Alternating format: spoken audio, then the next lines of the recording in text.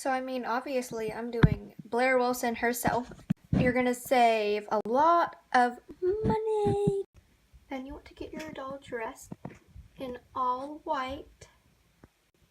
And Blaire has her hair in waterfall, but Maisie's hair is currently in 2 fishtail braids that go down.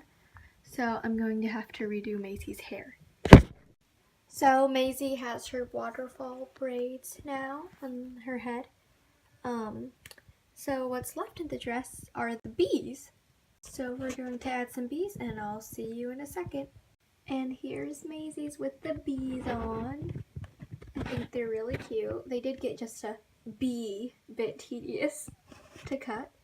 So I had to stop at 5. But yeah, those are the bees on